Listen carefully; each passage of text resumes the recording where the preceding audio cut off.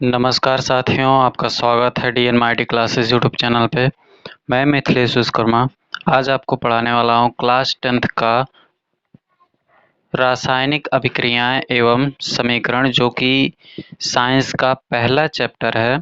इस चैप्टर में दोस्तों हम पढ़ेंगे कि रासायनिक अभिक्रिया क्या होता है, अभिकारक क्या होता है और रासायनिक अभिक्रिया कितने प्रकार के होते हैं, रासायनिक अभिक्रियाएं कैसे कैसे बनते हैं, कैसे बनाए जाते हैं, ये सब हम बातें इस वीडियो में चर्चा करेंगे। और अगर आप इस चैनल पे नए हैं तो उसे सब्सक्राइब ज़रूर कीजिएगा और एक बार लाइक का बटन ज़रूर दबाइएगा, ताकि हमारे सेशंस को थोड़ा सा मोटिवेशन मिले। तो चलिए शुरू करते हैं। सबसे पहले हम जानेंगे कि रासायनिक अभिक्रिया क्या होता है। ये एग्ज़ाम के पॉइंट ऑफ व्यू से बहुत इम्पॉर्टेंट है। केमिस्ट्री का एक बेसिक ऐसा चीज़ है जो कि आपको हर जगह पे मदद करेगा। जैसे कि आप किसी कंपटीशन एग्ज़ाम में जाते हैं, तो अगर आपको केमिकल रिएक्शंस बनाने आता है, यानी रासायनिक अभिक्रियाएं बनाने आती हैं, तो आपका 50% तक का जो सवाल हो जाता है वो आसान हो जाता है। और रासायनिक विज्ञान में हम आगे चल के जो आपका साइंस में रासायनिक विज्ञान एक चैप्टर, एक भाग है, वो जाके एक सब्जेक्ट बन जाएगा। तो आप इसको इस पॉइंट ऑफ व्यू से लीजिएगा कि ये बहुत ही इम्पोर्टेंट है। और हम आपको इस जो चैप्टर है, इस चैप्टर में रासायनिक अभिक्रियाएं बनाना सिखाएंगे और कुछ तत्वों के नाम भी आपको याद करने का ट्रिक के माध्यम से बताएंगे। तो चलिए शुरू करते हैं। हमारे चैनल पे बने रहिएगा, वीडियो को अंत तक देखिएगा। और साथियों, आपसे एक और गुजारिश है कि आप जब ये वीडियो देखें या कोई भी वीडियो देखें जिससे आप पढ़ने आएँ यूट्यूब पे, तो आप कॉपी और पेन लेके ज़रूर बैठें, ताकि आपको जो भी चीज़ें यहाँ पर बताई जाएँ या हम और आप दोनों मिलके सीखें, तो आपको एक अच्छा खासा बेनिफिट हो। तो चलिए शुरू करते हैं। सबसे पहले हम देखेंगे रासायनिक अभिक्रिया होता क्या है। दोस्तों, रासायनिक अभिक्रिया इस तरह से आप समझिए कि जब आप कोई भी पदार्थ या कोई भी चीज़, जैसे कि लोहा लोहा ही मान लीजिए, आप अगर उसे खुले में छोड़ देते हैं हवा, धूप या पानी में, तो देखते हैं कुछ समय बाद उसमें जंग लग जाता है। वो जंग लगने का मतलब क्या है? वो जो लोहा है वो अपने अंदर थोड़ा सा बदलाव हो गया, लोहे के अंदर थोड़ा सा बदलाव हो गया। पहला तो उसमें जंग लगा है और दूसरा उसका कलर जो है चेंज हो गया है। इमेज में आपको दिख रहा होगा। और अभी देखिए, जब आप एक बात और समझिए कि एक प्रैक्टिकल आप घर पे करिएगा, एक मोमबत्ती जलाइएगा और एक कांच का ग्लास लीजिएगा, या फिर वो ना हो तो कोई और लीजिएगा। मोमबत्ती जला के उस पे अगर आप कांच का ग्लास या कोई भी ग्लास ढक देते हैं तो मोमबत्ती बुझ जाता है। अब कहेंगे भाई साहब, इससे क्या प्रूफ करना चाहते हैं? मैं ये प्रूफ करना चाहता हूँ कि कोई भी चीज़ अगर जलता है तो ऑक्सीजन की उपस्थिति में जलता है। अगर ऑक्सीजन नहीं होता है तो कोई भी चीज़ कितना भी ज्वलनशील क्यों ना हो, वो नहीं जलेगा। तो इस तरह से अगर हम कोई लकड़ी जलाते हैं या फिर कोई पेपर जलाते हैं, तो उसे जलने के लिए ऑक्सीजन की आवश्यकता होती है। या हम कुछ भी जलाते हैं तो ऑक्सीजन की आवश्यकता होती है। जैसे मान लीजिए ये है, एक कागज है। अगर हम इसमें आग लगाना चाहें तो हमें ज़रूरत पड़ेगी ऑक्सीजन की। हमें ऑक्सीजन की ज़रूरत पड़ेगी। बिना ऑक्सीजन के मेरे प्यारे मित्रों ये कागज़ नहीं जलेगा। ठीक है? तो अब जब ये कागज़ ऑक्सीजन की उपस्थिति में जल गया तो इसमें से निकला क्या? अब दोस्तों, इसमें से आप सिंपल सा कहेंगे धुआं निकलेगा भाई साहब, और टेम्परेचर निकले, मतलब थोड़ा बहुत जो गर्मी होगी वो महसूस होगी। तो चलो हम धुआं क्या होता है, जब कोई चीज़ जलता है तो धुएं से, उसके धुएं में जो होता है वो कार्बन डाइऑक्साइड होता है। क्या होता है? Carbon dioxide.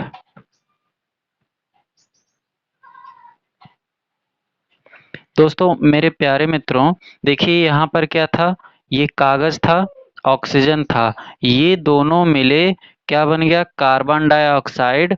और जो बाई प्रोडक्ट में निकलेगा वो राख होगा। अगर आपको सोडियम के बारे में पता हो, सोडियम,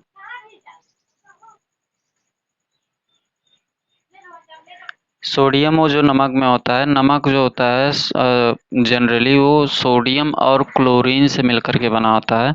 अभी हम इसके बारे में चर्चा करेंगे, सोडियम क्या होता है, क्लोरीन क्या होता है।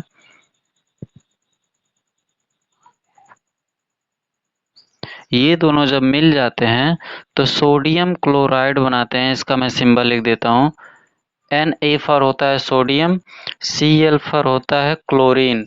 तो ये दोनों मिलके सोडियम क्लोराइड बनाते हैं, जिसको हम लोग नमक कहते हैं और खाते हैं। वो खाने वाला नमक ही है सोडियम क्लोराइड। तो यहाँ पे ये सोडियम अलग कुछ पदार्थ था, ये क्लोरीन कुछ अलग पदार्थ था, और जब दोनों मिल गए तो कुछ अलग बन गया।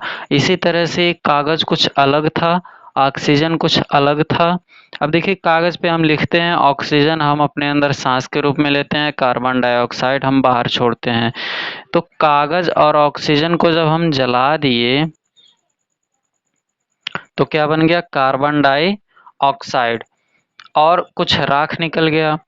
तो ये अलग है, ये अलग है, दोनों अलग अलग चीजें मिली तो अलग बन गई। मतलब कहने का मतलब ये है कि जब कोई दो पदार्थ आपस में मिलकर के एक नया पदार्थ बना लेते हैं, ये जो प्रक्रिया होती है ये रासायनिक अभिक्रिया कहलाती है, केमिकल रिएक्शन कहलाता है। उम्मीद है, आशा करते हैं आपको ये समझ में आ रहा होगा। मेरी बात एक बार फिर से ध्यान से सुनिएगा। जब कोई दो पदार्थ, दो या दो से अधिक पदार्थ आपस में मिल करके एक नया उत्पाद बना लेते हैं या नया पदार्थ बना लेते हैं, इस प्रक्रिया को हम रासायनिक अभिक्रिया कहते हैं। अब जैसे कि आप लोहा छोड़ दिए हवा में, ठीक है, लोहा को हम लोग डिनोट करते हैं EFE से, जिसको हम लोग आयरन पढ़ते हैं।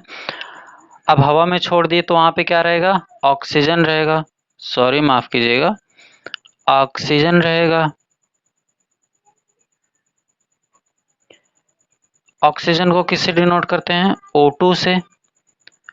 अब देखिए प्यारे मित्रों, अब ये क्या होगा, जब ये जो लोहा है, आयरन है, जब ये ऑक्सीजन से मिलेगा तो ये कुछ दिनों में आयरन ऑक्साइड बना लेगा, Fe2O3।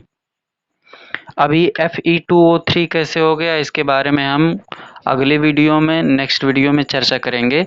फिलहाल मेरा उद्देश्य आपको ये समझाना था कि आयरन एक अलग चीज है, यानी लोहा अलग है, ये एक ठोस पदार्थ है, और ये ऑक्सीजन अलग है, गैस है जिसको हम लोग सांस के रूप में लेते हैं।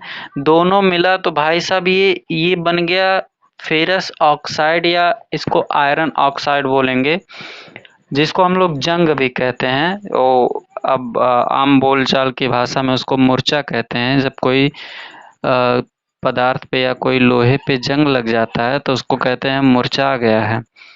तो इस बात को हम लोग समझते हैं। तो आइए मेरे प्यारे मित्रों, इसको थोड़ा सा परिभाषित करते हुए हम इसको आगे बढ़ाते हैं। प्यारे साथियों, अब इसको हम चर्चा करते हैं। डेफिनेशन आपके सामने हमने लिख दिया है, चलिए हम आपको इसको समझा देते हैं। जब कोई दो या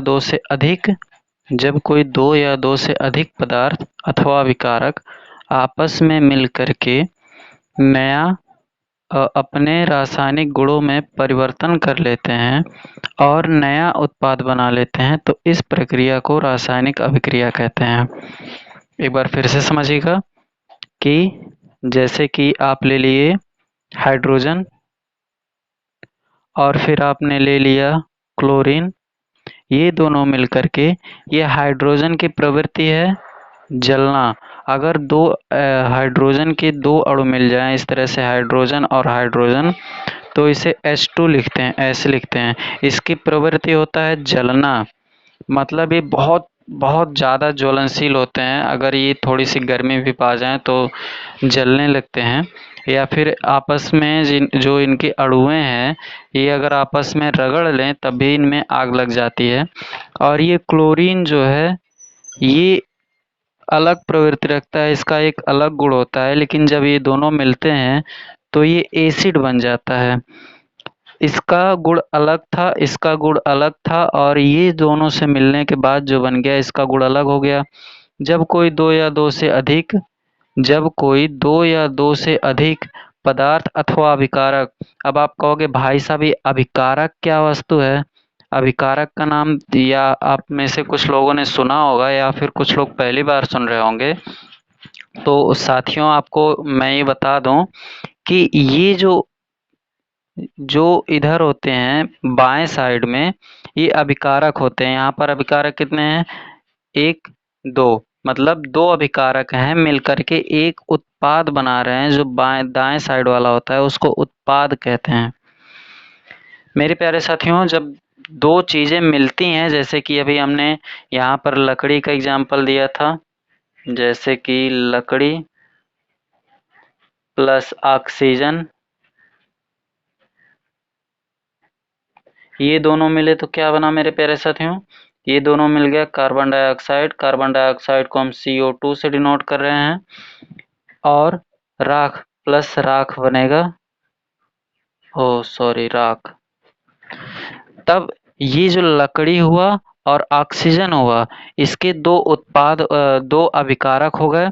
और यहाँ पर जो रिजल्ट मिला है हमें, ये हो गया इसका उत्पाद। ये अभिकारक हो गया, ये लकड़ी और ऑक्सीजन अभिकारक, और ये उत्पाद। मतलब जो रासायनिक प्रक्रिया में भाग लेते हैं उसे अभिकारक कहते हैं, और जो रासायनिक अभिक्रिया होने के बाद मिलता है उसे उत्पाद कहते हैं। जैसे एक और एग्जांपल से समझिएगा। चलिए, हमारे पास है मैग्नीशियम, Mg फॉर होता है मैग्नीशियम, प्लस होता है ऑक्सीजन, O2। ये मिलके बनाते हैं मैग्नीशियम ऑक्साइड, यहाँ पर O रहेगा, MgO। ये बना है मैग्नीशियम ऑक्साइड। ये केवल है मैग्नीशियम,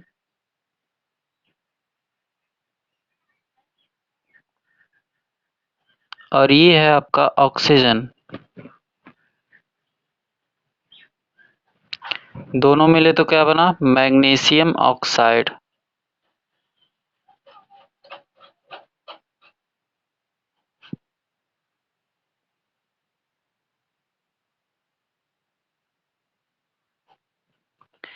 तो मेरे प्यारे साथियों, यहाँ पर मैग्नीशियम और ऑक्सीजन ये रासायनिक अभिक्रिया में भाग ले रहे हैं, तो ये हो गए अभिकारक।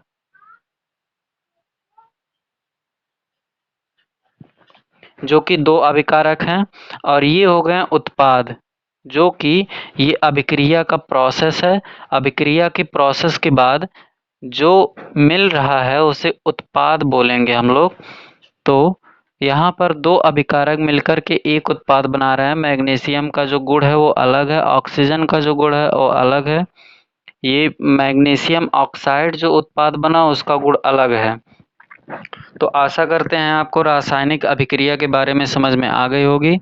और दोस्तों, अब हम चर्चा करेंगे कि रासायनिक अभिक्रियाएं कितने प्रकार की होती हैं। उससे पहले हम ये चर्चा करना चाहेंगे कि कुछ एलिमेंट्स के नाम होते हैं जो आपको याद होने चाहिए। जैसे कि यहाँ पर हमने मैग्नीशियम का है, ऑक्सीजन का है। ये मैग्नीशियम का सिंबल है, ऑक्सीजन का सिंबल है। मेरे प्यारे साथियों, शायद आपको पता होगा, अगर नहीं है तो हम बता दें कि आपके बुक एजेंसी से जहाँ पर आप किताबें या कापियाँ खरीदते हो, वहाँ पे एक पीरियोडिक टेबल मिलता है। वो आप ज़रूर खरीद के लाएं, और जब आप किताब पढ़ें या जब आप पढ़ना स्टार्ट करें साइंस, तो अपने सामने खोल के ज़रूर रखें, ताकि आपको वो पढ़ने में या फिर आपको याद करने में बहुत ही आसानी होगी और मदद मिलेगी। तो पीरियोडिक टेबल आप ज़रूर लीजिएगा।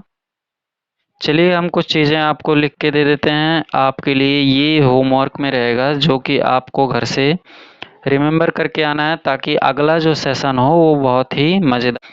आपको कुछ चीज़ें दे रहे हैं, आपको घर से या फिर अगले दिन नेक्स्ट वीडियो में जब आप आएँ पढ़ने के लिए तो आप उसे याद करके आएँ, या हो सकता है कुछ लोगों को पहले से याद हो। मैं ज़्यादा नहीं, 5-6 नाम दूंगा, उसके बाद और अगला नाम कल दूंगा।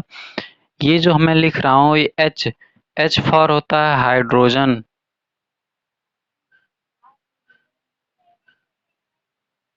और यहाँ पर जो नीचे हम एक लिखे हुए हैं इसका परमाणु क्रमांक कहलाता है मेरे प्यारे साथियों।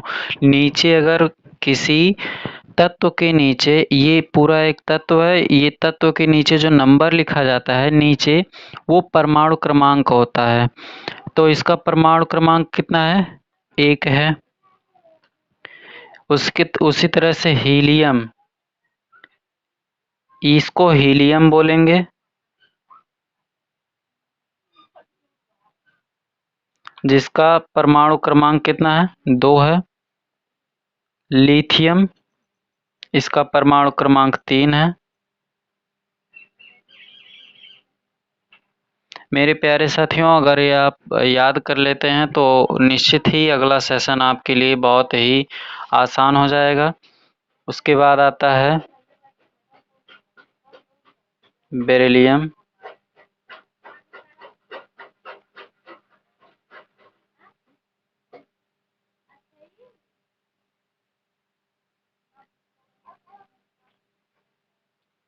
फिर आता है बोरान,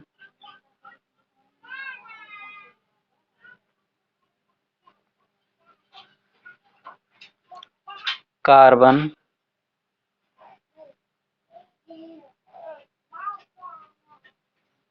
मेरे प्यारे साथियों इसको आप परमाणु क्रमांक के साथ ही याद कीजिएगा और आशा करते हैं कि आप पीरियोडिक टेबल आज ही जाके ले आएंगे।